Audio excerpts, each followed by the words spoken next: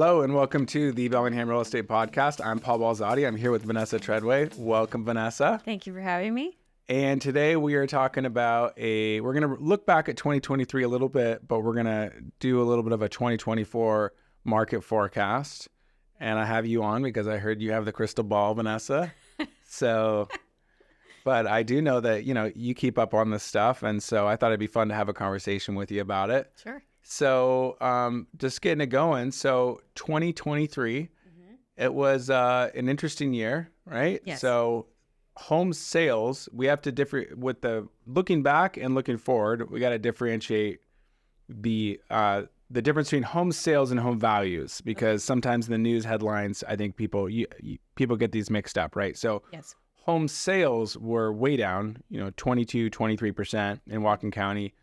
Home values, though, were only down a little bit. What did we have? 1 to 2%. 1 to 2% overall for the year. And what did you? We had kind of an interesting thing where rates were kind of flat, and then the spring was actually quite busy last year. Yes. And then rates steadily were increasing all summer and fall. Yes. And then they just started to come down a little bit, just December through January. What kind of experience did you have with your clients looking to buy last year? Well, I worked with a handful of different buyers, and yes, when there were quite a few people out there looking, when the rates started going back up, the buyers were pulling back.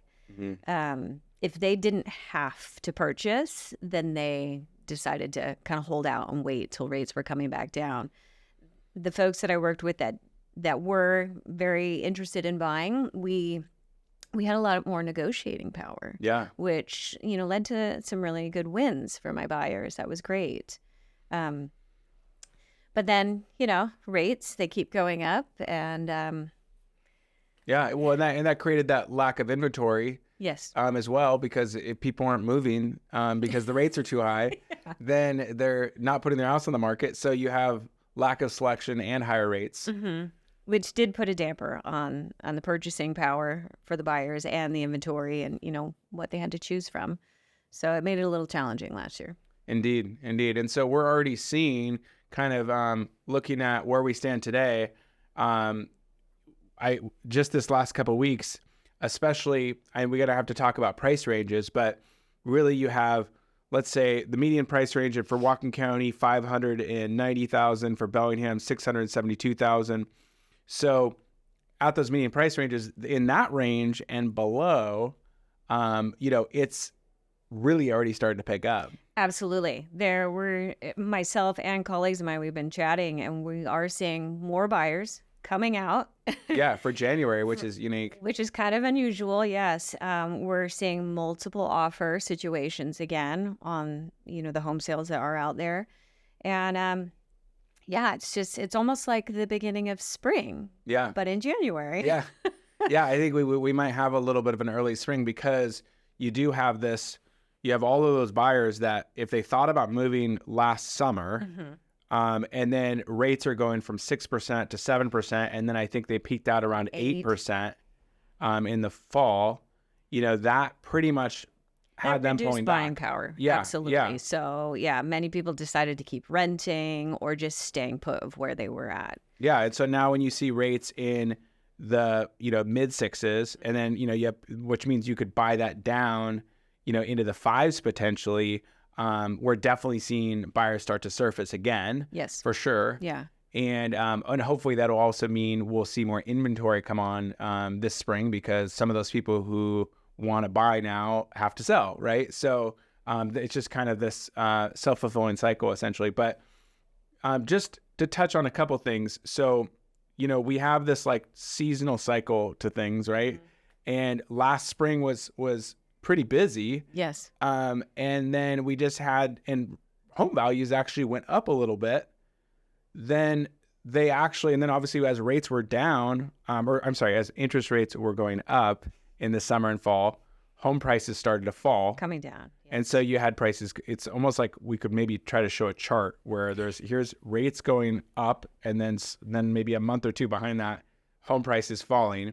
Now rates going down, now home prices rebounding. So hopefully if you're listening or watching, you're catching on to the theme for our 2024 forecast, which is going to be somewhat interest rate dependent, right? Yeah, it appears to be that way. But I want to back up because you were talking about home values. And I was listening to Lawrence Yun. He's the chief economist of National Association of Realtors. And he was speaking to Washington State, which caught my attention. In the last 3 years in Washington State, home values have been up almost 44%. I think it was like 43.8%. So, I mean, despite over the last year, we're seeing values down 1 or 2%, overall, the equity is still building. And that's really good for even anyone who wants to enter the market now. Yeah. Because like you were saying, the 2024 forecast, if rates are going to either stay where they're at, which buyers are getting comfortable with this, high sixes rate, or if they start coming down, a lot more buyers will flood the market. People who were kind of waiting to sell will probably be listing their homes, bringing, more choice out there for the buyers. Well, yeah, that's what's so unique about this market versus when things slowed down, let's say after the big bubble, 2007, 2008, and then things slowed down. You had home sales going down, but you also had home values going down at the same time at a rapid rate. Yeah. And then people didn't have equity. Right. A lot of people were underwater. Because of how many people were buying with zero down loans and things like that. Not only, to your point, over the last 3 to 4 years, we've still seen a lot of appreciation.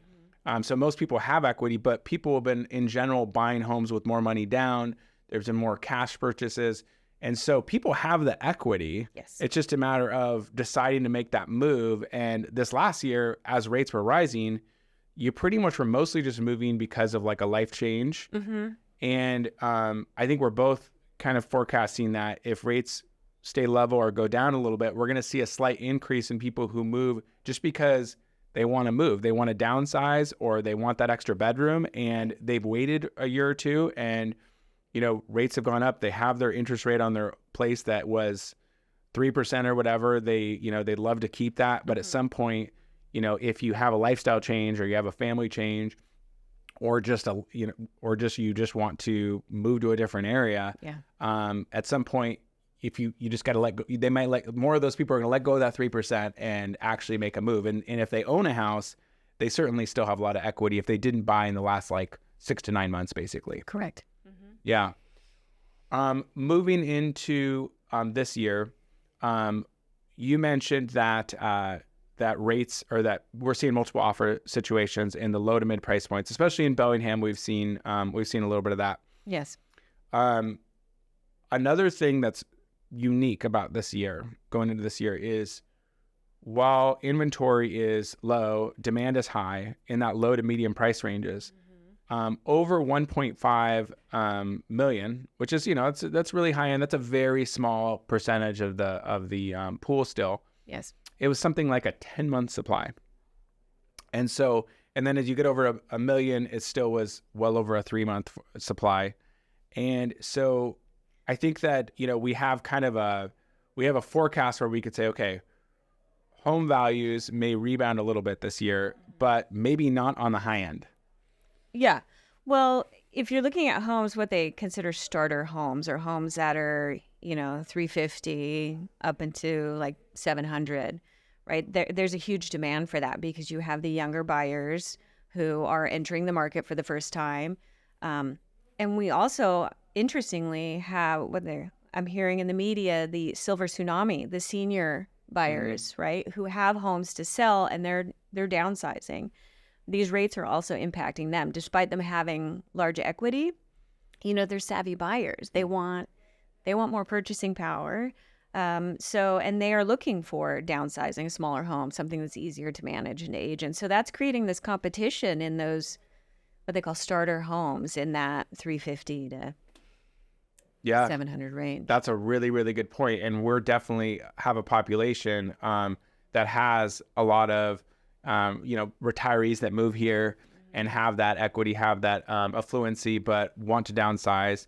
And so, it's tricky. We still just haven't built enough. There's a lot of apartments that have been built, but there's just not enough new construction of residential single family and townhomes that have been built to meet the demand because our population's so growing here. Right. So it is, as much as it's this whole thing happening where home prices have come down a little bit and rates have gone up, we did need appreciation to take a pause when rates are going up. And if housing affordability is still a major issue, but unfortunately, just by the math, we have under a 2-month supply under our median price range. So under 600,000 in that range, we have under a 2-month supply.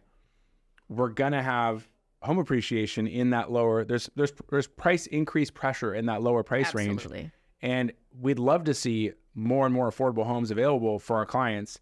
But I think if you're a buyer in that 400,000, 500,000 range, and you've been waiting for, hoping that 2024 was the year that there's going to be way more inventory and prices will come down more, I think that's a fleeting, thing that you're looking for, and I think that unfortunately,